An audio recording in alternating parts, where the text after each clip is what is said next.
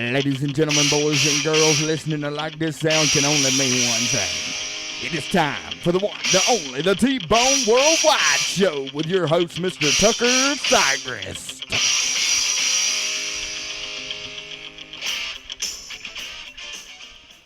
All right, ladies and gentlemen. We are back with another great episode of the Tbone Worldwide Show, folks, and I tell you what, this episode's going to be a pretty good one right here, I feel like, because we have just captured in the moment something that we don't normally get to capture. And this is the first week of the Tbone Worldwide Show on the road.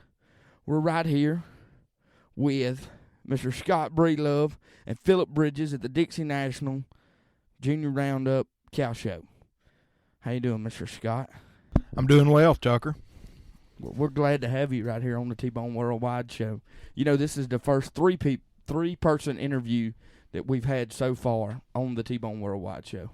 We're so thankful to be here. Yes, sir. Yes, sir. We're glad to have you. And so, you just pretty much won the Super Bowl of junior cow showing right here in Jackson.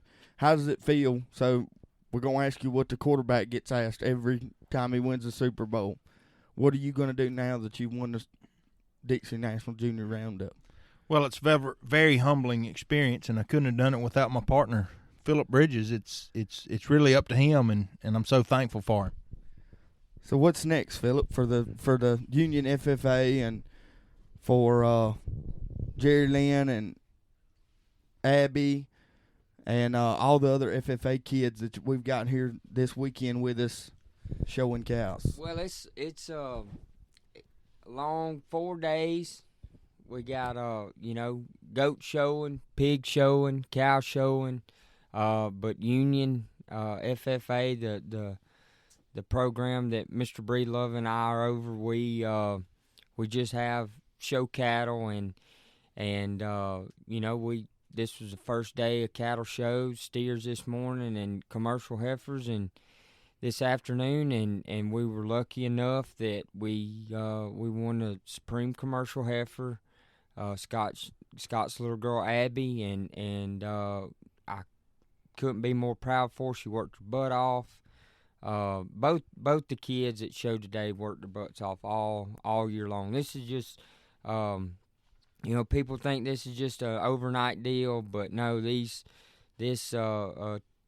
10 and 11-year-old little girl worked like grown men for quite a few months to get to the goal that they achieved today, and I couldn't be more proud for them. And Mr. Scott, he kind of I'm thankful for him because he just kind of lets me do it, and he supports it, and that's I think that's what works so good. Yeah. So we was lucky enough to win the commercial heifer show, and that's pretty special for not just Scott but you, because like we were just talking about, you've been here 4 times.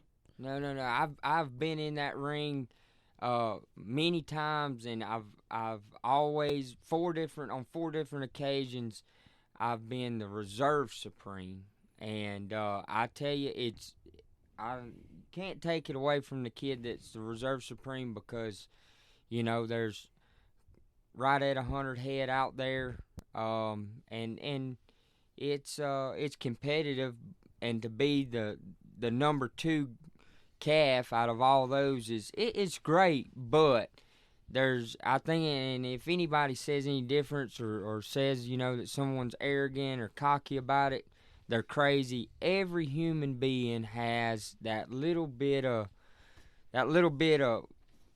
I don't know what it is exactly, but they have something in them that says, okay, I'm tired of being second. And you see that a lot more in this livestock industry and these livestock kids than you see in any other. Some kids are happy with a participation ribbon. I can find you more livestock kids that will be, they will accept second place, but when they get back home the next day, they're fighting for first for the next year. I can find you a lot more kids that do that in livestock than you will find on a football or baseball field. And that's what makes this industry so good for our youth. Heck, I go as far as say kids of our nation, because when those kids get in the workforce, they're fighting hard to be in the top spot day in and day out, just like they were taught to do as youth in this industry. Yeah, I couldn't agree more. I think it goes hand in hand in the entire Western, like, just Western lifestyle. Oh, yeah, right? yeah. Kids in that country, yeah, that's what the term country folks, country kids, they work hard because they know that, it's something that they have to earn. So they work really, really hard, and they've got animals whose lives depend on them, okay? I say this a lot, and I said it this morning, actually. These animals, they were meant to be wild or living out in open pastures and things like that. We pinned them up. Human beings pinned them up. Now it's our responsibility as human beings to see that they're taken care of to the best of our ability. The animal welfare is top notch, and it teaches those kids a whole bunch of life lessons and responsibilities that they'll take on and they'll teach their kids, and it just makes things better for our country. So yeah, that's what this stuff's all about, in my opinion. Yeah. I think you couldn't have said it no better as far as the Western way of life. Whether that your kid's rodeoing, because 90% of my listeners, they rodeo, and this is the first cow show. We're switching gears a little bit, and this is something I put in the description of this podcast. We're going to share the Western way of lifestyle, not just this rodeo scene that I'm a part of. I want to share it like you. You're all over this cow scene. You guys are breeding genetics just like we're breeding bucking bulls in the cow show world, and I think just entirely the Western way of lifestyle needs to be promoted to its best. And Scott, you could relate to this, I feel like, a lot, because you've got a kid that not only, like today, competes in the show ring. She's gonna go to she ropes. You guys go to the Little Britches finals every year. You're involved in both ways, the cow show world and the rodeo world. How do you feel like that impacts your kids moving forward into their adult life? Yeah, so both my kids rodeo and show livestock, and I feel it's very important to share with you guys that it's a hard way of life, and my kids get up early every morning. They go to bed late every night. We got livestock to feed. We got horses to feed. We practice daily, and it just makes we're trying to build strong adults here, and I think it's very important to do that. So, Mr. Breedlove, we talk about your kids rodeoing and showing cows. Do you see where rodeo helps them in a certain way and cow showing helps them in another way, maybe in the way they feed their animals, maybe in the way they take care of them, or anything like that? Oh, absolutely. So with rodeo, we have our horses at the house, and my kids rope and just mostly ropes. We got rope horses at the house, so we got to feed our horses. We got to practice team roping, tie down roping, breakaway roping, and all such as that. And we're blessed to have a school barn at school where we keep our cows for the livestock shows, and so it's just completely different. It's two different industries. We get to do two different things, and we spend a lot of time on both. And both Abby and William, both my kids, they really enjoy both things. That's good. We're glad that we got Willie and Abby, and we're glad for all the kids. Philip, how, for you, you're the FFA advisor, right, for your school? Scott and I both are FFA advisors. There's a few schools in our state that have dual teacher programs, and I don't know if I would be teaching if it weren't for a dual teacher program, because it once I started teaching and saw how much it was, in order to be successful, there's a lot of hands that have to be, or a lot of irons that have to be in the fire to have a good program, to have success in all different types of things. We bounce off each other quite a bit. Yeah, y'all work in the shop, and like you got the barn outside. For a small school there at Union, you guys have probably one of the nicest facilities I've seen, like at a school, like to be set up like you guys are. We do. We do have a nice facility, and it's like we were talking about a while ago about these kids doing this stuff, and whether it be the livestock showing or the rodeoing. They have a lot of support, and I'm not talking about money or financial support. I'm talking about people that like you said, congratulated that kid. She, some of them didn't know Abby Breedlove. They do now. You bet they do. You bet they do. But they knew that kid. They could see how she worked her animal in the ring. How her animal looked. They know she worked hard at it, and so adults, young people, they all support her, and then we have great community support. People just, they like seeing the livestock there on campus. It's cool that we have that. Not a whole lot of places have that. And then, there's... And then, like, I didn't mean to cut you off, but like your shop kids, they built you a hay feeder there on your deal like that. I mean, y'all work on your own facility that you and Mr. Breedlove here. That's right. We don't want to just have the livestock kids or the animal science kids or the plant science kids or stuff like that. We don't want to have just separate. We want them all to do stuff together and all have a hand in it. And it's awesome that the guys, we got a group of guys that built that hay feeder that you saw it back when you came and visited the place and all, and now I can tell them when I get back to school on Wednesday morning, hey, that hay feeder you built, the supreme champion commercial heifer at the Dixie National Junior Roundup, she ate out of that hay feeder. Something to be proud of. Oh yeah, they'd be tickled to death, and they won't know the prestige of it, but it sounds cool, so they gonna think it's cool, and that's awesome to me. I like to see that kind of stuff. I like to be able to tell the kids, that cow that you like so much, the one she's the only one with a white face we got on the place, and so she's normally she's out in the lot because we've tried to keep her on a diet, and so the kids see her pretty often.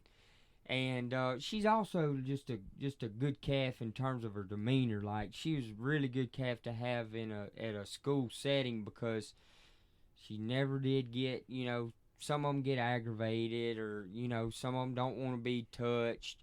That heifer that won today, she was all around just a nice calf. So she, as far as her demeanor and stuff, so like the kids, they're going to know her. And when I tell her, or tell the kids, hey, Kim, which is what we call the heifer, named after my sister-in-law, of course. Yeah. She can get over it. But anyway, it's so we named that heifer after my sister-in-law, and they're gonna say, well, how'd Kim do? And I say, well, Kim won a trophy about 3 foot tall and a plaque and a banner, and got Abby some scholarship money and a belt buckle. And they won't know the prestige of it, but they'll know, hey, that was what if Mr. Bridges said it was cool, Mr. Breedlove said it's cool. Yeah. Me and Scott have decided that we're gonna do like me and Bobby did, check in on TikTok tomorrow, and we're gonna have that trophy in the background. We're gonna talk about it a little bit on the I tell, like, you don't know, or you won't find very many people that want their boss to come do stuff with them on their day off or some kind of event. But I want the world to know what that young lady did. I mean, I'm glad. Well, we're letting them know right now. I'm glad you let us on this deal to, and I hope it ain't the last one. It ain't gonna be the last one, I promise. But it is. It's one of those deals, I think me and her dad are more excited than she is because she just, Well, you got to be because Scott and Breedlove said when I said something about getting on the podcast, he's like. Now, when I got back to the trailer from the showroom, I'm ready for the podcast. Put it on the Tbone Worldwide show. We gotta have it. Well, I know me and you talked about doing one when you got down here, and I didn't know what we were going to talk about at all. I knew that I wanted to promote youth livestock. Yeah. But I didn't know that we was going to have this platform to promote it on. Yeah, like we didn't today. Yeah, and that's why I said let's go ahead and do it today, because I was like, well, I just don't think we get no. I mean, we can get better, for sure, but I just don't think we're gonna. I don't know that we'll top today, especially with you, 4-time second reserve supreme. Reserve, yeah, not 4-time second place, but reserve. Reserve supreme. Yeah. Let's get it right. My bad. Reserve supreme. It was kind of feeling like you had some kind of curse on your back. Now we finally shake that stick off there. We get it shook off. Now it's time to go. So for you, you enjoy having the youngins here and promoting the youth livestock. But for you personally, as you've grown, because you showed as a young man, now you've grown out of showing. Now for you, it's. I feel like, you correct me if I'm wrong, it's you're on the genetic side. You're on the breeding side. You're trying to put together good livestock so that way you can put it with these kids and match these kids up with just great genetics. Tell me what's your drive to want to just be the best in breeding these good genetics? I don't know if I'll ever be the best. Probably won't, but I want to be able to what I call go full circle. You can go out and buy a heifer and be successful with her, but I think the true success, especially with these young people in these 4-H and FFA programs, is for that kid to buy that heifer. They select a sire and breed that heifer, whether it be AI or whether it be natural service, it doesn't matter. Breed that heifer, wait 9 months, let that heifer have her calf, and then take that calf and it may not be the first one, but eventually have a competitive calf out of the animal that you originally selected. That's what I call going full circle. So I like to see kids go full circle. I like to see a kid say, either me or my brother or my sister won our class or won our breed with that heifer's mom, 3 or 4 years ago or 5 years ago, however many it may be. But when you do that, it goes full circle. And we're just now getting to go full circle. Some friends of mine, the Boone family, they've trusted me to help them select their genetics and select the heifers that they showed for years and years. And now the calves that are like the heifer that was supreme today was out of a heifer that we had selected for them. I think she's about 6 or 8 years old now, so about a 7-year-old cow. It's one of those deals where it's went full circle. A 4-H FFA member bought a cow, they bred her, and it don't happen overnight, and it don't happen on the first, and it may not happen on the second calf. It takes you a minute to figure out what clicks with that cow, but they found the bull that clicked with that cow. She had a calf, almost 24 months ago, and now she wins the Dixie National, and that's what I call full circle. And so I like to see that happen. You've done that several times though on like larger scale operations. Oh yeah, I didn't always teach ag. I worked off, and that happened, regularly. Yeah, it happened in that situation, but we were dealing with a large scale operation where those cattle got flushed, and we had multiple offspring out of a single cow every year, so it was more prone. I'm talking about real world type stuff, that heifer or cow, and we talked about it today when we were walking back from the ring. The whole group of us were kind of laughing about it and talking about it. Was the heifer that wins today, the bull that she's bred to now. I mean, I would not be surprised one bit if we see that calf come full circle again. Make the loop again. How many people can they say they bred? They had, what did we have? We had one band, the cows, that calf that won today, his or her daddy, one man band. He won what, Supreme or? He was Supreme Bull back in 23. I was here then. Yeah. We had a blast. That was the first year I really got to come, and we really won. I think I come the year before that too. But well, he won it the year before too. He won it back to back, and then we had the Supreme Heifer that year as well, with Hillard Frontier Gal, and then. That was pretty special for Gene and them. Oh, too. yeah. They were pretty emotional about it, and I thought it was cool. I thought that was really cool. And then the bull that wins that show got bred to a cow, and sure enough, that's where this one, the one that wins today, originated, or came from, and then, like I said, she got bred back, she'll calf probably end of April, I think. I have to check my book, but that cow will calf at the end of, or heifer will calf at the end of April, and like I said, 24 months from now, we may be sitting here again with the Tbone Worldwide show talking about Abby winning another Supreme commercial heifer championship. It could happen. Yeah, very well could happen. And Abby's got the eligibility to be able to do that too, don't she? Oh, yeah. She's just 11 as of January 1st, so yeah, she's got at least 6 more years. So anyway, Scott, you were teaching before Philip come along and kind of helped this program. Did you guys at Union have the impact that at the show cow level or in the show world like you do now, with Philip being here and the kids interested like they're interested in it? So no, the program was dead. We didn't have a program at Union. We started in 2016. I was approached at church by my principal and my counselor and said, "Hey, we want to start an ag program. We want you to teach it."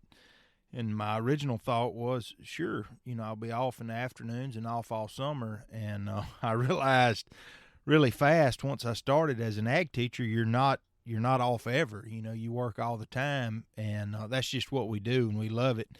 But no, we didn't have a livestock program prior to then.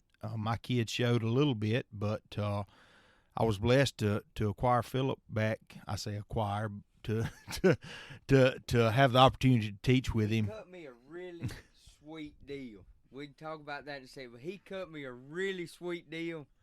Ended up awesome on my end, and I couldn't turn it down. It was when people say, the old term, you where you meant to be. I'm gonna let him finish, and then I'll tell you the whole deal. So I'll let him finish talking. All right. But anyhow, we started in 2016, and then about 3 years into the program, we decided, hey, we got more kids than we know what to do with, so we decided to add a second teacher, and we hired a kid, and he stayed a year and moved on to greener pastures, and I met Philip at the district livestock show back in 2020, and we hit it off, and I asked him would he come work with me, and I'm very thankful that he did. But no, we didn't have a livestock program prior to Philip, and we're so proud that he's here with us. and we've increased our numbers by about 30% since he's been here. So it's been a great blessing to us. Yeah, and Philip, we talked about you at larger scale. So, I talk about when you called me in 19? It was 19. I know what year it was. I don't have to ask, but it's 19, and asked me to go to Denver with you and Hicks, and we take 18 head, a pot load, and me and you drive the gooseneck and the tack wagon out there to Denver, and you were on the top of the biggest the most elite cow show stages of the world. What makes you go, I'm gonna come to the house, I'm gonna take me a little cozy job right there at the school, I'm gonna settle down, I'm gonna get married, I'm gonna have a youngin'? I mean, you just go from, you go all the way up there to, hey, I'm gonna dial it back right here, but I'm gonna work on myself at the same time. Well, so that's good that you asked that, because I tell you, a lot of people have asked me that question. And I'll tell you where, if you go in a Sam's Club, on the wall, you'll see the words, "It's not about what you gather, it's about what you scatter." Okay? And what that translates to me is, you can know all this stuff and be doing really good for yourself, but if you can't pass it down, and I'm not talking about material things, I'm talking about the things that you know. If you can't pass it down, then to me, you kind of just wasted gaining all that knowledge. And so my whole goal, whenever I moved to the Midwest right out of college, I didn't go up there to make a living. I didn't go up there to start a career. I went up there to gain knowledge, to just absorb as much as I could within the industry that I loved. And then when I brought it back home, or brought it into the classroom, because I went to school to be an ag teacher. I had, full intention to being an ag teacher. And after I did my student teaching, I realized two things. I'm too young for this, because I do not, and it may offend some people, but I'm not saying it to offend people. I'm saying it. I think you can be too young to be a teacher. It takes a special type of person, and if you're not ready to teach, don't teach, because that's a generation of kids or a group of kids that you're you're holding back, and it's not fair to them. Wow. So that's a super deep thought right there. Well, I don't mean to get super no, deep. No, you're fine. You're fine. But I think that's cool. Like, well, I've never heard you say that before. I just told myself I wasn't ready. I'm not ready, so I'm not gonna do it. So I think it's cool. But what I am gonna do is, instead of taking a day job and wasting, I'm gonna take and just go pursue more knowledge. And that way, it's real world, it's hands-on, it's stuff. When I tell a kid that I did it, and they say, "Well, have you ever done this, Mr. Bridges?" "Yeah, I did that. I've done it." If we didn't just read it in a book, it used to aggravate me in college, and I had great college professors, but had a guy teaching me about how to manage cattle and how to take care of a cow herd and how to select my bulls and how to select my cows and EPDs, and he lived in a townhouse. I wanted real world knowledge. I wanted guys that if their cattle didn't perform or do right, they didn't feed their family that year. That's what I wanted. That's the guys I wanted to learn from. So that's because those guys know what it takes to be a real world application. To be successful in it, and the ways that are not just in a textbook, but are in a man's head, or in a dang 3-ring binder or a notebook on the dash of an old Ford pickup. That's the kind of textbook that I wanted. Was a steno pad on the hood of a truck that's faded by the sun, and written in whatever liquid substance he could find in the truck, whether it be ink or blood or pencil. He wrote it down in there. Yeah. That's the kind of stuff I wanted to find. Yeah.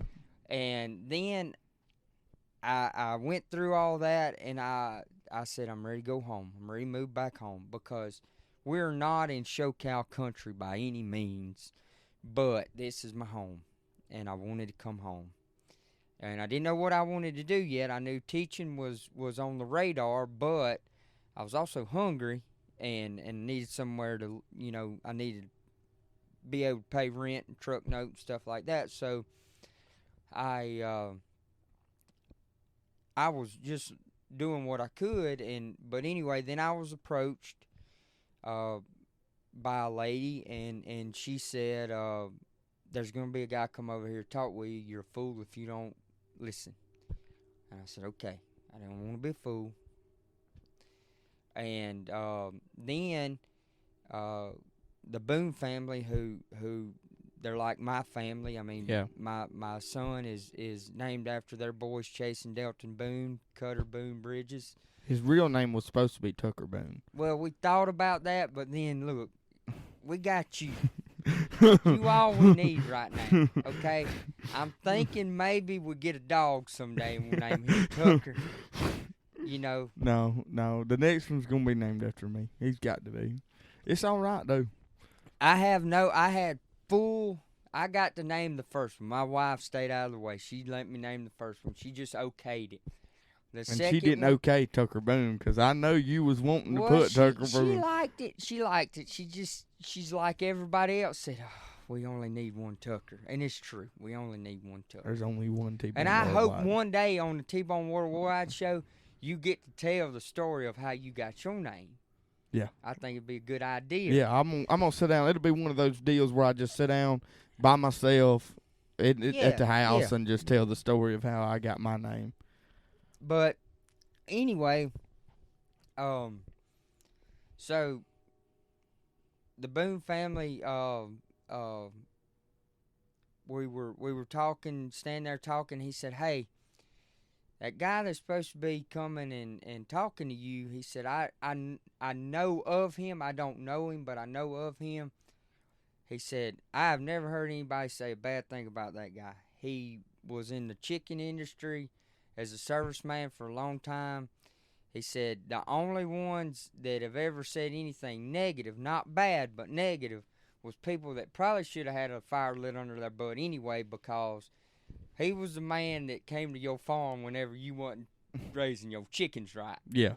And he said, it takes a special kind of person to be that guy. He said, so if that's the guy that's wanting you to work with him or whatever, that may be a sit down you need to have. So we had a sit down, and we talked about some stuff, and there during the conversation, he made the comment that there was a single blonde math teacher at their school. She was a pretty lady, and since I wasn't married, he said, it's kind of hard to have a single teacher in their late 20s, early 30s in a high school, and that's true. Yeah. That throws some red flags. For So sure. He wasn't trying to just tell me, hey, you need to get married before you get a job, but he was saying, hey, you need to be hunting somebody when you get hired, so that way no red flags ever come up. You know what I mean? You need to be hunting something. You need to be avidly on the trail. Well, sure enough, I was on the trail, and so was she, thankfully. Yeah. And but on the flip side of it, I didn't want to be a stepdaddy either. Yeah. And you ain't like old Tbone. You don't have your stepdad license, do you? No, I don't have a stepdad license or stepdad voice or nothing. Yeah. So y'all get in there and listen to your mama now. The first day of school, and Miss Breedlove says, hey, here's that math teacher. She just walked down the hallway. And here she is walking down the hallway. Was it love at first sight? That's what we want to know. Ooh, she was good looking now. I was like, oh, she's out of my league. He done told me about it. I mean, I'm a guy that she's tall, and I'm not. I know. But luckily, I hit a growth spurt at 31, so we the same height now. That's a lie. I didn't hit a growth spurt. I changed my posture because let me tell you something. They bought a pair of boots. I bought some inserts from a boot, you didn't. Yeah, I did too. Because look, in a high school setting, if they Hold on, find out stop, your wife stop, is taller than you, I stop, can't stop, stop. If they stop, find out your stop, wife is stop. taller than you, No, stop. they gonna Go make back. fun of you. Stop. Go back. All right, where am I going back? You have bought inserts to make yourself taller. No, not to make myself taller, change my posture. I had to make it work, son. I wish this thing was like, I wish you was set up with cameras and stuff. We're gonna get that. We're gonna get there eventually. Is the When camera? you get there, we'll put my wife on there, and then they'll be like, "Oh, I understand why old boy took precautionary measures." Are Went the you extra saying that step. because we're in Scott Breedlove's horse trailer and she's sitting in the neck right here watching us film the podcast? I'm not just saying that. She knows that. I tell this all the time. Like, I want people to know that you know, There is such thing as love, and that you love your wife. I love my wife. That's so good. But anyway, What about you, Scott? Do you love your wife? Yes, I love. Yes, I love my wife. What we're talking about. We have got down the rabbit hole of loving our wives. what I was Thank The- God I the ain't lo- married. Loves and wives. 'Cause Yes, I love my wife. I'd be the first one to say I don't love mine if I had one. what I was getting at was, you know, she was coming down the hall of Union High School, Yeah. and she had a little blonde-headed girl with her, and I thought it was her stepdaughter, and I was like, he forgot to mention that part, or her daughter being, Yeah. you know what I meant. Anyway, and I was like, he forgot to mention she had a youngin'. But anyway, it turns out it was just her niece, who now shows and who has been very successful and like loves the cow deal, and I'm thankful that she was put in my life as well, because you know it's like I tell my wife all the time, you know, I kind of needed her, and you know, she kind of needed me. I kind of you know, stepped in there and helped her find something that she liked to do.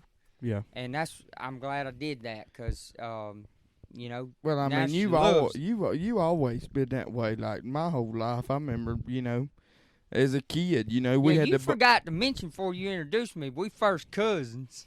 Well, I don't want everybody knowing that. That's what I'm saying. Well, I mean, I'm saying this in case you get rich and famous one day.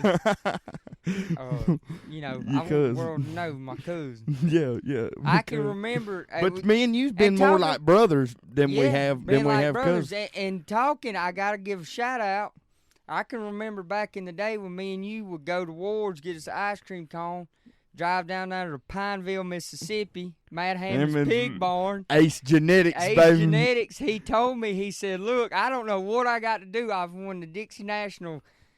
I think he's year 3. I think he's on the 3-peat.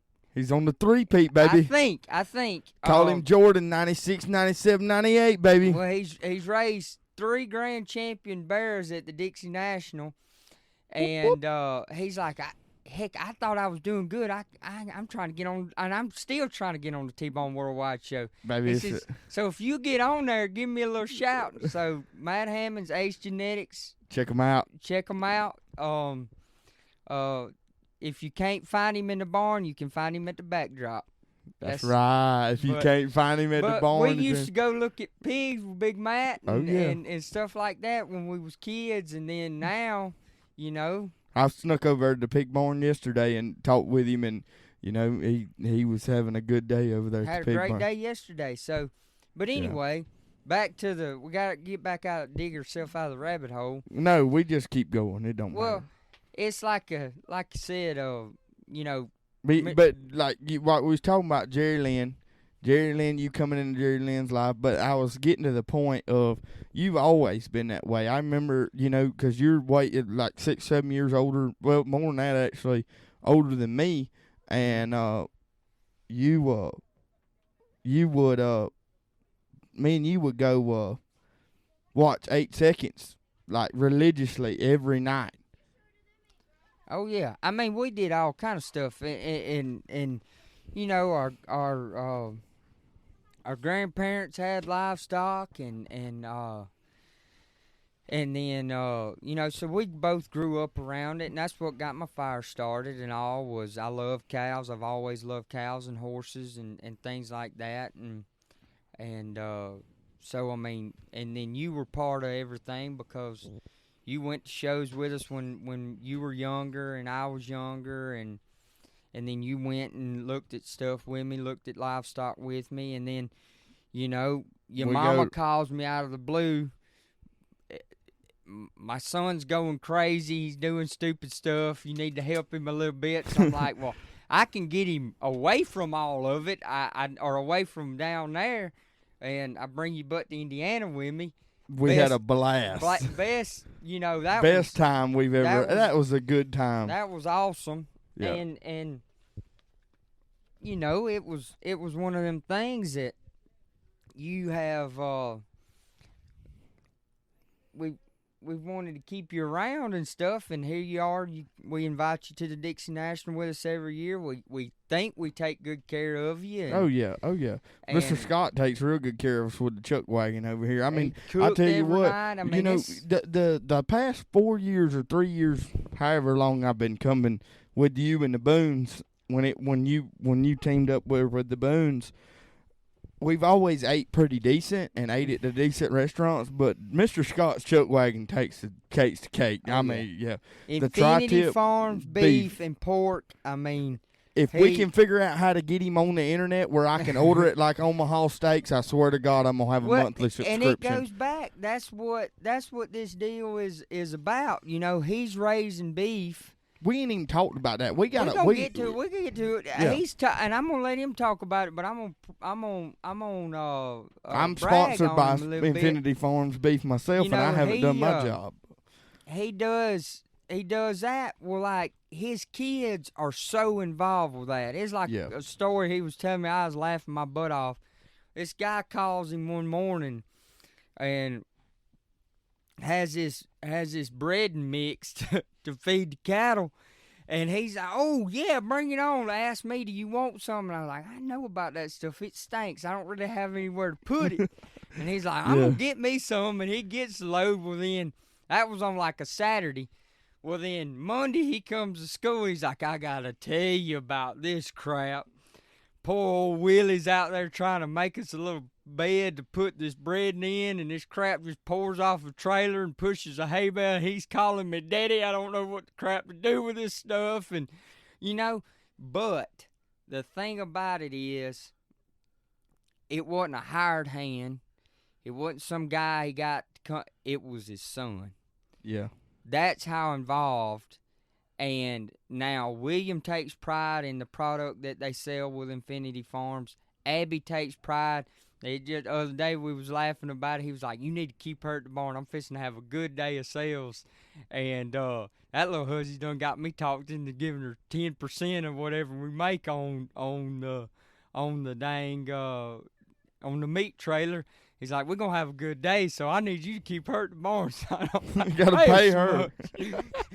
But that's the thing. She even mentioned that. She tells me while we're at the barn, "Am I going to have time to go to the meat truck so I can make my money?" You don't have kids doing that in this world. Not at 11 years old. Not at 11 years old. And she knew. We had a big freeze down here a few weeks ago. So yeah, we had 9 inches of snow in Florida. Ungodly. It was wild. Well, but and this young lady knew that, hey, my dad's product is selling. People want it, and we skipped a week. Like that's some big type agribusiness type thinking mentality. Yeah, mentality that, hey, I know that my dad has a product that people want. It wasn't offered for 14 days. So now I know that people are going to be coming to get that product. We're fixing to have a good day, and I'm missing out on some of it. Because I need my 10%. And I'm sitting there, my old heart stumping, because I'm like, well, dang, this youngin' here, she trying to make $1, and I don't want to keep nobody on earth from making $1. I mean, any man that gets up makes an honest dollar every day. Yeah. more power to him. Exactly. And this little girl's 11, and I'm wanting to make that Infinity Farms beef dollar. She's washing her show cow instead of going and making, what I make in a week. She was going to make in an afternoon. We sitting here, doing this. But, that day was the day that she washed that heifer. I said, hey, Abby, got to wash her real good today because I'm going to clip her. And, we clipped that heifer that day. So it was all meant to be because I believe everything is kind of meant to be and how things fall. So. Yeah, I like it. It's meant to be that she was there to get her washed for that when I clipped her to come up here and win this deal today. So Yeah, that's good. Scott, you've cooked for us like we said all week, and you've cooked us only the finest Infinity Farms beef products. I myself and Philip have the honor to be sponsored by Infinity Farms beef, and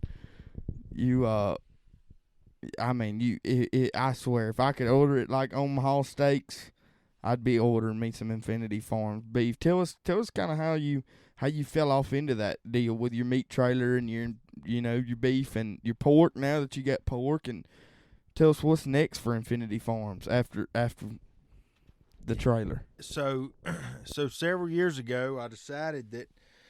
This was back when calves were cheap, and they're obviously not cheap now. But I decided that to get some value-added product, I would just try to finish them out and sell some halves and wholes. And I did that for a couple of years, and I realized that it was hard for people to come up with that kind of money all at one time. So I started selling individual cuts, and it's worked out real good. We've got a little trailer we set up in town on Tuesday afternoons. We're working on a store there at the place so that people can come out on Saturdays, and it's just worked out really good. We added pork about a year ago, and it's been a really good product for us. And back to what Philip was saying about Abby, I messed up. I told her, hey, I'll give you 10% of what we sell on Tuesday afternoons. That's when we set up in town, trying to get some, a little bit of work out of her, really. And well, doggone, she's made a really good salesman. And I hate it when she's not there, but we generally do really, really good. I keep up with how much I make based on how much she makes. Yeah. And it's kind of funny. And that day Philip was talking about that, I told him to keep her there at school to watch her calf because I knew it was going to be a good day. I wasn't trying to cut her out, but I needed a little extra cash that day. Ain't nothing wrong with that. It's all right. And so you're finishing out these calves, you're selling them with Infinity Farms and doing that, and now we've talked about Abby. Willie has also got his own little business, Willie Good Hay. He's supplying hay for not only his rope horses through his hay business. He's also making $1 to be able to pay his entry fees. He is. I'm really proud of my son. I don't I don't want to brag on him too much, but his old head gets too big sometimes. It does. It truly does. About 3 years ago, he came to me and said, Daddy, I want to buy a hay baler. And I said, for what? That's a whole lot of work. And he said, well, I think I can sell it. So we bought him a little John Deere 336, or he bought him a little John Deere 336 hay baler. And the first year he baled about 750 bales, and it's him and my dad, so his granddaddy, they're kind of in it together.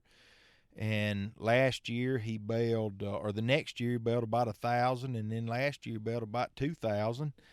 And his plan is he's going to try to do about 3,000 or 3,500 this upcoming year. And, wow, that's a lot of hay. It is. He's sold out every year, and I'm really proud of him. He's except for last year when we sold out and we needed hay to feed our horses for the rest of the winter. Yeah, so Mama got a little bit upset. He sold all of his hay. Mama told him you got to keep 100 bales so we can rodeo and keep feeding the horses. And he decided, hey, it would be better to just make that money. And then we had to go to buying hay. And the guy there in town that we bought some from, he charged him double for it just because he sold all of his hay. It's kind of funny. So both your youngins cow show and rodeo, and do we see them continue, or do you see them picking one or the other, or where do you want them to go? Do you want them to see them do both, or what? I really just want them to be successful. I don't care what they do, whether it's cow show and rodeo, and Abby's in the band, William plays football. I truly don't care what they do. I just want them to be successful in what they do, and I want them to focus on the task at hand. And as long as they do that, I'll be proud of them either way. Yes, sir. And so what's next for Union FFA? Do we see them take the next step and go to some bigger shows, or where do we see Union FFA grow here in their livestock show presence? So Union's kind of a funny town in the sense that it is a city school, which means 90% of our kids live in town. The other 10% live out in the country.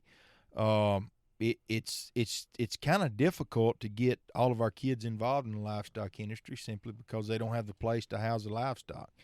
We're very blessed to have a barn at school, and we've kept it full, and we do hope to get a lot more kids involved. I got you. Philip, where do you see us? You see us going to some bigger shows under Union, or are you just gonna go? Are you gonna try to go like under your B3, or how do you see us progressing right here? Well, like the thing with larger shows and stuff like that is, I don't want. I've always said that I don't like to see school interfere with a kid's education. And as a granddaddy said that. Yeah. Our granddaddy said that for a long time. As a teacher, I'm not supposed to say stuff like that, but I'm a real world experience kind of guy. I like to see real world experience. I like for them to experience. So from a teaching standpoint, to take kids to a major show, that'd be freaking awesome. I mean, I'd love to do it. I'd love to introduce them to those things. But on the flip side of it, there's a lot of time that goes into it. Oh yeah. Miss school, and I don't want them to interfere. I don't want to interfere with that kind of stuff because, like Mr. Breedlove was just saying, we're a small school. And he mentioned it just then that, his daughter's in the band, his son's in football, and then they also rodeo, they also show livestock. Willie's got a full-time job with the hay deal. Abby works real hard with the meat company. And so, like, that being said, we got kids that majority of our kids play multiple sports or are involved in multiple activities, and that's awesome. That's exactly how it should be. But on the flip side of it, it kind of limits them. And as a child, I think that you should be able to be a kid as long as possible. It's the greatest years of your life you don't know about yet. So if a kid, just like William, he didn't show at State Fair. State Fair's during the middle of our football season, and he's impactful for our team. I mean, you think what Mr. Breedlove just said, he's got a hay baler, okay? Yeah. He didn't say much about no accumulator. He didn't say much about no self-loaders. That means William Breedlove put his hands on almost 3,000 bales of hay, a little over 2,000 bales of hay, young and strong as a bull ox. Oh, yeah, so, he is. Well, he's out there wrestling the other day, and he's all there now. Don't get me wrong. So he's all there. It's one of them things, like, you don't want to take him away from that. Yeah. Yeah. And we got a young man, Chance Harmon, awesome kid. He works his butt off. He'd probably never seen a cow a day before you introduced him to one, had he? Oh, I'm sure he saw one on the side of the road, but now he's leading them, he's brushing them, he's washing them. Exactly, that's what I'm saying. He wants to show. Like, he's ready to. That he's young ready man to get in. he's a basketball player, and he's got to go to a basketball game tomorrow night, and we're gonna play hell getting him to leave tomorrow. I guarantee it. I guarantee it, because he loves this, but he's also a member of a team. Yeah. And we've taught him, if you commit to something, he's committed to a team. If you commit to something, you see it through. Yeah. And so it's not for me or Mr. Breedlove Scott to say no, choose. And that's not good role models. People that do that It's not at this age. No. Now I think next year Chance will be a senior in high school. And I think they need to have a little bit, not much, a little bit of pressure on them in terms of choices, because the next step is big choices. Yeah. Well, Where do you not just college, but do I go to college? Do I go to work? Do I get a degree, or do I get some type of certificate through vocational workforce or something like that? Yeah. They need to be taught. It's time to make choices in life, and as the type of teaching that we try to do, we have little tours from our 8th grade classes that'll be selecting their schedule for high school, and we hope we're on that schedule. I tell them, we can present you with this knowledge of how to use a welding machine, how to use a cutting torch, how to do things with livestock, how to do things with plants and things like that. But the whole goal is to teach you one or these three things. That's be respectful. Yes, sir. Be able to have responsibility, and to be able to be useful. Yeah. Just be useful. Mm-hmm. You can make money just being a guy that can do stuff. Well, I'm a living, breathing fact of that. For the longest time, I didn't have a day job. I still get on you all the time. I mean, you got a stack of welding certificates as thick as the good book, and don't want to do it. I Will can't not do it. remember the last time you burned a rod. I can. And so it's one of those things, but you're, again, living, breathing proof of, you made a choice and you're living with it. We got to teach kids that. Yeah. And, next year, if Chance says, hey, I want to go to the cow show. Well, then by God, we're going to let Cal show. Well, I'm going to tell him, hey, Chance, this is when you have to make a decision. We're not going to run you back and forth to the basketball game or to whatever. You want to come show cows, or you want to go to the ball game. And it's nothing against him, nothing against the basketball coach, nothing against myself or Mr. Breedlove. It's just things are gonna conflict with other things. You know what I mean? Not that. He just needs to be able to use his mind, to use decide the thought process, the whole weighing things out. Like I say. Well, it's kind of like I was told as a younger person. I was told started driving. When you're driving, you want to look as far down the road as you can. Okay. The same way in life. And these kids need to be able to, and I know they need to enjoy their life, but like you said, a little bit of pressure there at their senior year, because the next step is bigger steps. Yeah. And they need to look down the farthest, as far down the road as they can, and say, if I make this decision right here, does it benefit me down there? Well, I'm going to add a little bit to that. They need to be looking down the road, but they also need to be looking at the dirt roads off the main road. They need to be looking at them choices. Do I want to go down this path? Do I want to go down this path? Do I want to go down this path? And that senior year, they're 17, 18 years old. Yeah. I mean, they're able to make, to me, one of the most important decisions in the country is voting for voting for office. So they need to be able to. They can't say you can't check both boxes. No. And it's like Mr. Breedlove has a young man. I've never taught him. I am teaching him this year, and it's he's one of those young men that he's a go-getter. I don't know if he's got any large scale things going on, but he's got so many little scale things going on.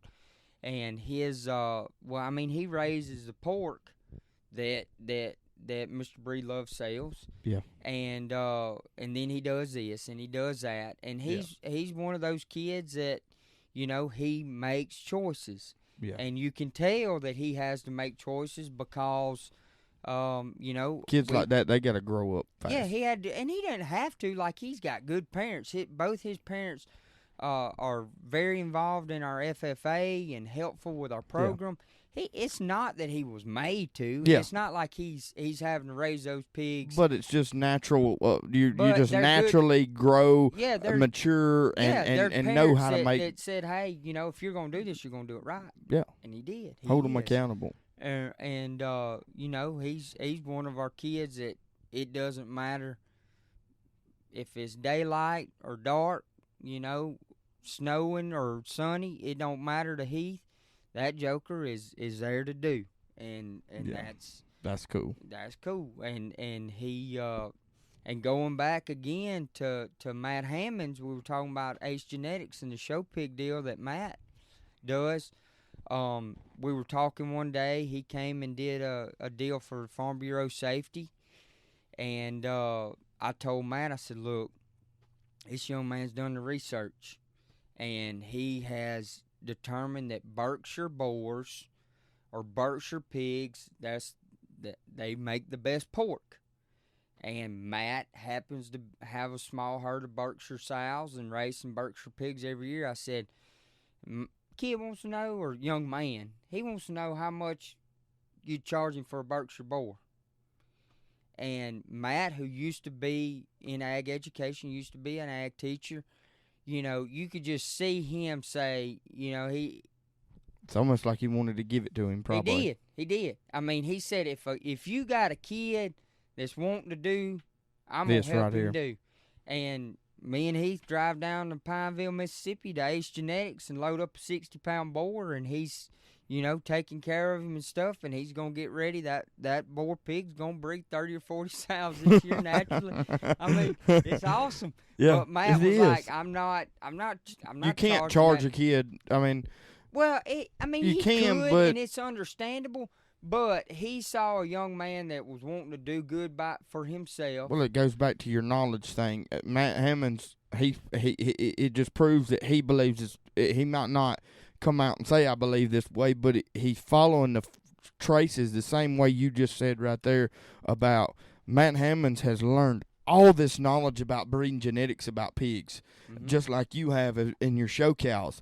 And instead of just dying with that information, he chooses to share that. And that's something like as far as like me in the rodeo world, nobody wants to share that information until I go all the way to Kansas up there to learn from a guy who didn't know me from Adam's house cat, but understands that, hey, I've got more want to and more drive and more fire in me than most folks do about this. And me and this guy are now friends, and him and Jesse Knutson, Scott Grover and Jesse Knutson are the only reason I have a podcast, or the only reason I'm still believing in myself today. Well, them two guys saw something into me that I didn't see. It just takes, sometimes it takes one guy, and your deal, it took a couple guys, and you got way more support than you think. Oh yeah, for sure. But those guys are at the pro. They're at the next level, they're and at for the level you want to learn from. Yeah, and this kid's not breeding show pigs by any means. But if the guy at the next level is telling you, "Hey, you're doing good," or "Hey, I believe in you this much that I'm gonna support your program." Yes, that means everything. Oh yeah, and that kid will never forget that. And he talks about it all the time, and he's the type of kid. Is that man gonna call me in a couple months and say he needs money? And I tell him no. That man give you that pig. He knew what you were wanting to do. Yeah. We told him. Now the only thing that you should be worried about is that me and Scott Breedlove, I'll admit, Heath don't think as much of me as he does Mr. Breedlove. I haven't taught him as much as Mr. Breedlove. I haven't had him as long. He went through his program. Yeah. But he knows that Scott put his name on the line, put his stamped that young man's reputation, said, hey, I believe in him. I think he can do it. I have faith in him. And somebody else saw that and said, yeah, if Scott says so, I'm going with it. And that's what happened. I firmly believe. And so, it just goes back to one of those deals, the support for children. We need to support them a little more. Well, you and Scott not only expose them to the shop, the show cow deal, you guys come to the SPRA finals when I was at the... Yeah, we brought them to see you. You dang right. When I brought them to the rodeo to see Tbone at the showcase. Yeah, I mean, it worked out awesome for us. We like to reward our kids when they do a good job. I mean, and they did. They did an awesome job, and those kids got to come and it may ruffle your feathers or dampen your day, but some of them were there to see the rodeo, and then we started telling them, hey, that's Mr. Bridges' cousin down there. And then they were all didn't know you, but they didn't care. They were getting out of school, and if all we gotta do is chant this guy's name and support him to get out of school, we doing it. I mean, you can tell a kid we're going to clean up at the sewage plant. You're going to be out of school for today.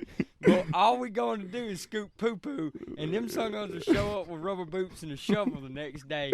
They don't care. They won't get out of school. And now those kids, they ask about you. Some of the older ones we've told about your podcast. They've listened to it. Yeah. We had Bobby Wilson on the TikTok today, being our poultry construction. Stuff like that. He, you got people like that, and Bobby's one of them, that supports kids and stuff. It's Bobby Wilson's the Tbone Worldwide Enterprises, which covers the podcast, the rodeo, and everything. He's the number one fan. I want Bobby on the podcast, but he's got big chickens and, but anyway, we're not going to get into Bobby. Bobby tell his own story, but I want Bobby on the podcast because I want to title it. Well, look, we're going to title it the Tbone Worldwide Enterprise number one fan. About doing us a little podcast on the side, the people of our town. That's when you get Mr. Breedlove in here to tell about Stacy. To tell us about he's gonna tell you about Bobby back in the day. he would be labeled as a people of our town because I'm gonna give it to him. Let him just sail us.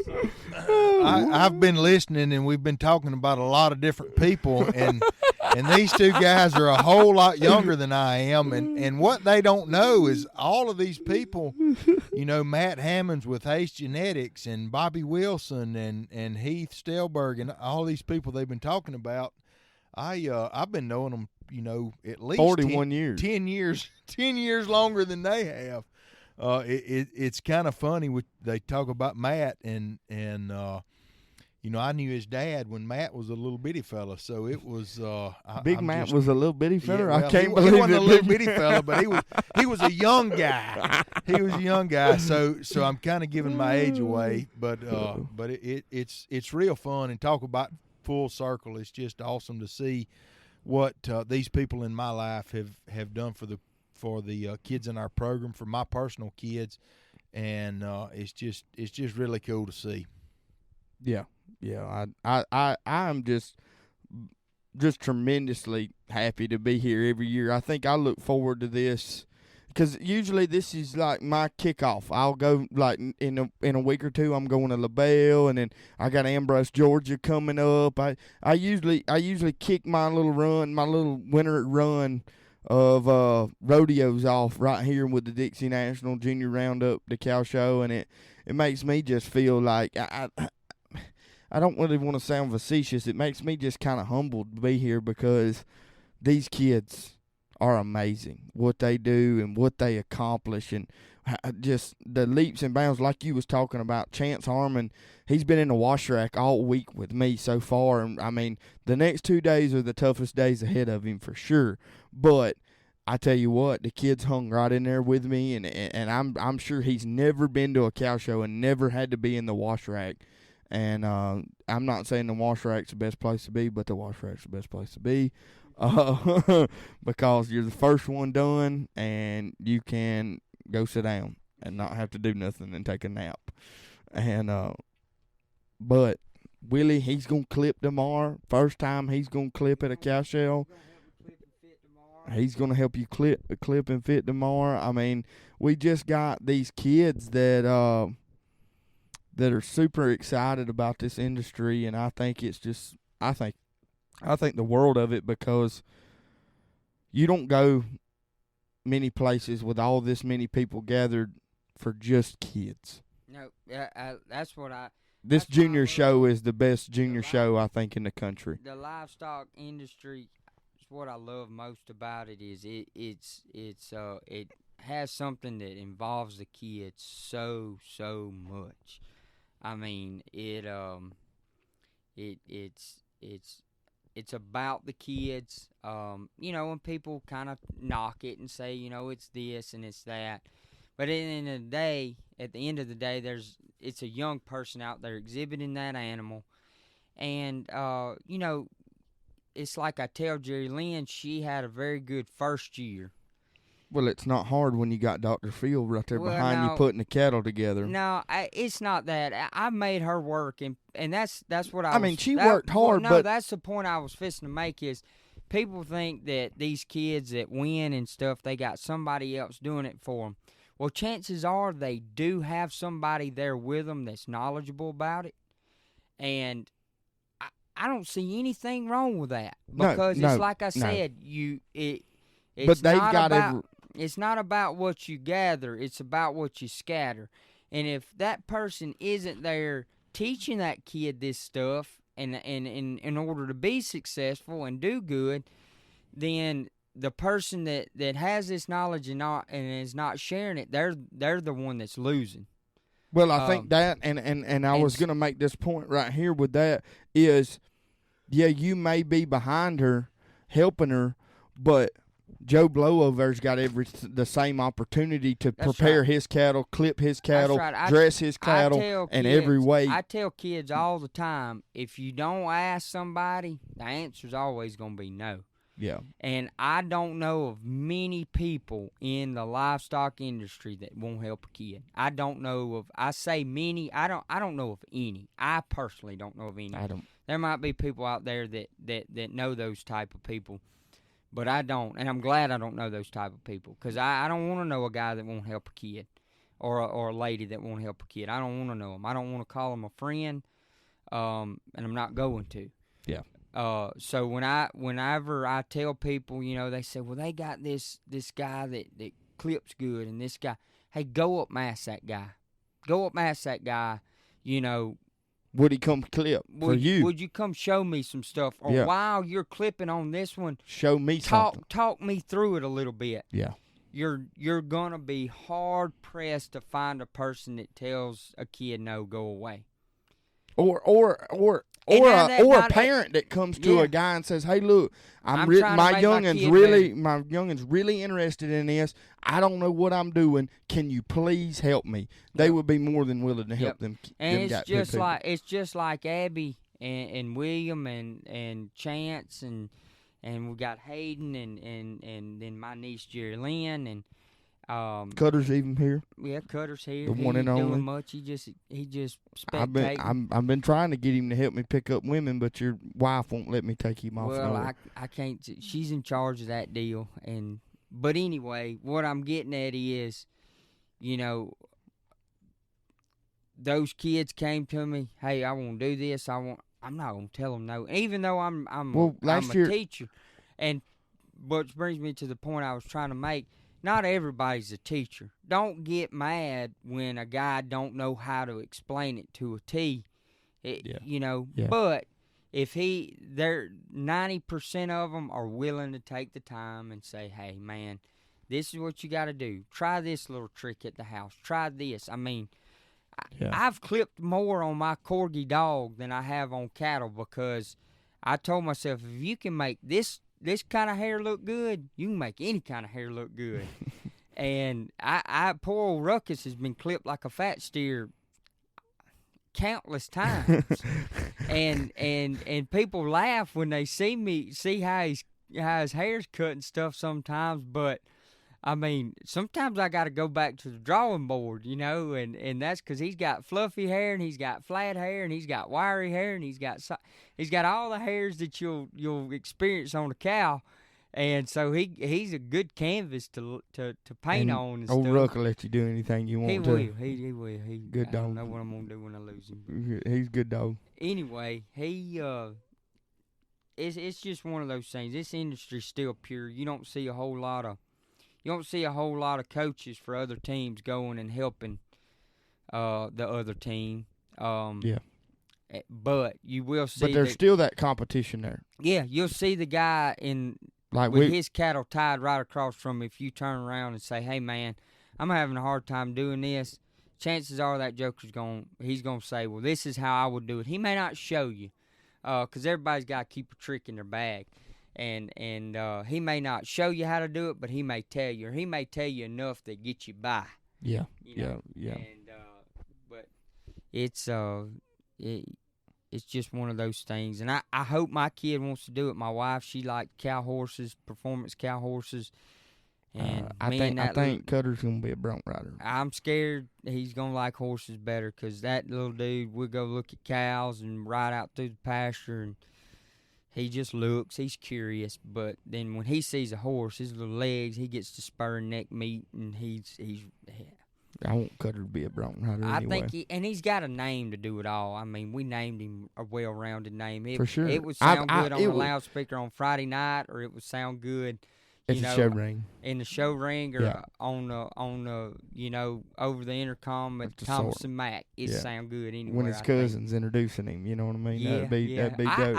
Hey, that'd be dope right there. His cousin more. introducing him right there in the buck and shoot right there at the Thomas and Mack. Right. That'd be dope. But anyway, we can only hope and dream for old Cutter there, but the biggest thing is you're gonna expose him to every bit of it. Every bit of it. I'm gonna encourage him no matter what. If he decides if he's gonna ride bulls, he's gonna ride bulls. Me and the football coach at Union was talking about it the other day. He saw him and he said, "Man, that kid's gonna be tall." And his mama was a college athlete. His grandfather on his mother's side was a college athlete. He's got the genes to be athletic. I mean, I wouldn't call myself an athlete because I didn't love it. But I liked sports growing up and things like that. So if he wants to play football and not show cows, dang it, I'm going to be out there on Friday night hooping and hollering and cheering him on. Me too. And I'm going to be sad inside, and I hope he's going to hear this one day and think I was disappointed in him, but I'm not.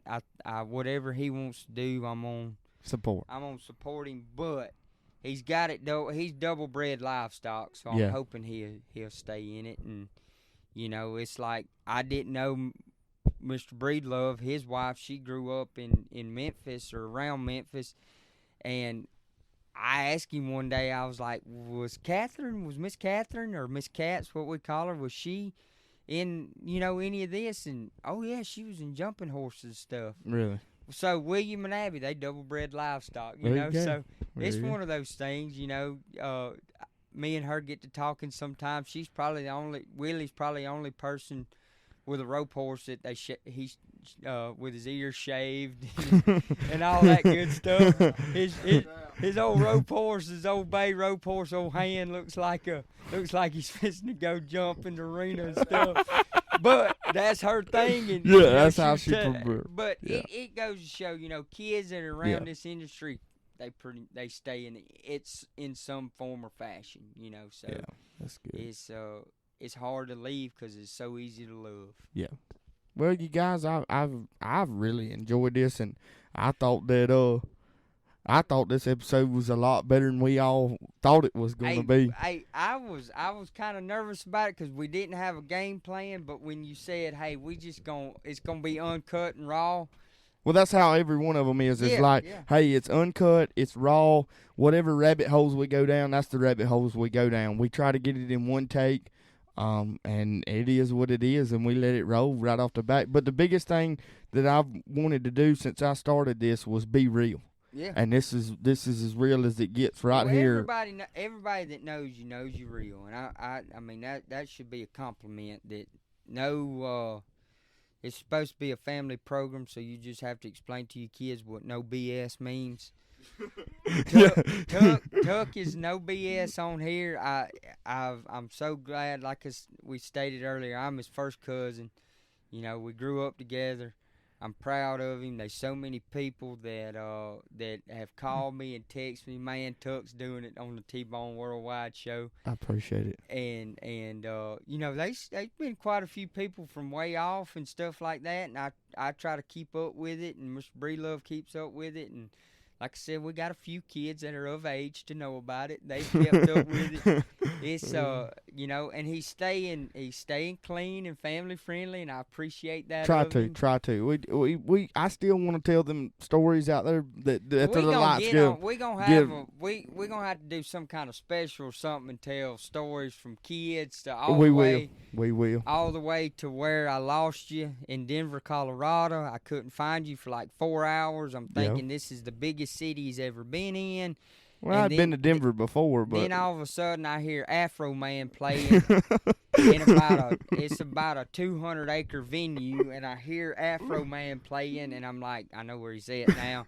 And I walk to it, and it's Tucker and a bunch of Canadians and people from North Dakota, and they're just in awe that he's singing "Please Take Me Back Home" to Mississippi.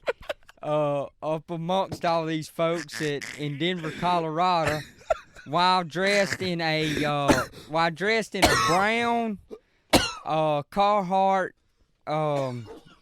coveralls, which later earned him the name the Teddy Bear. Oh, I forgot about this. And you know, and then the next day, one of those Canadians come up and ask him, "Man, aren't you warm? Ain't you gonna take them coveralls off?" And he says, "No, I didn't know you were supposed to wear underwear and T-shirts and stuff on." All I had was a swimsuit, dog. That's all I had underneath. And so, yeah, that's one of those stories. And then, you know, there's other stuff, like the time you headbutted the arm of the couch and knocked your own tooth out so you could get me in trouble, and the time you tried to people's elbow me and I tried to RKO you and you broke my arm. Well, that was your own fault. Well, I was trying to reversal, son. I was RKOing. If Randy Orton does the move, it's deadly. That was my guy back in the day. So. That was mine. You was trying to people's elbow. You was Rocky Johnson. But anyway, yeah, we're going to get back on here and tell the story. But this week, first week on the road. I can't believe it. This is the first episode I filmed. Talking about it, you know, and yeah. I'm glad you did it. I ain't gonna lie to you. Now I was leery sitting out there a while ago when you said, "All right, it's time to do the podcast." I'm thinking, I'm dog tired. I'm ready to go to bed. But I'm glad we did this, and I feel like I talked too much. But you know what? The beauty of it is, people can listen to it. And if they don't, next week there'll be another episode come out that they might want to listen to. That's right. So, do you, Scott, you got anything else you want to add before we let the folks go? I don't, Tbone. I certainly appreciate this time you've given us, and thank you so much. All right. Well, folks, that's gonna wind us up right here for episode number 5 of the Tbone Worldwide Show. Make sure you tune in every Wednesday morning. It comes on goes on the internet on podcast every which way you can get it. YouTube, Amazon Music, Spotify, Apple Podcasts, however you get your podcast. Just search the Tbone Worldwide Show. Make sure you hit follow, like, leave us a rating, a comment.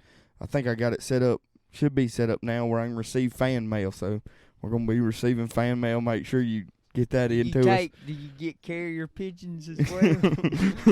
I'm finna set it up where we take donations for this thing too, dog. Gas money's expensive. I was about to say. Yeah.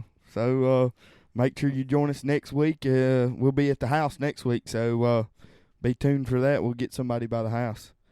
And everybody have a good day, and just be good to one another.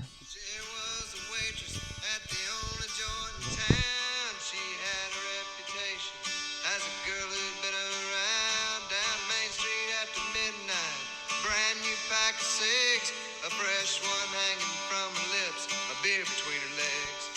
She'd ride down to the river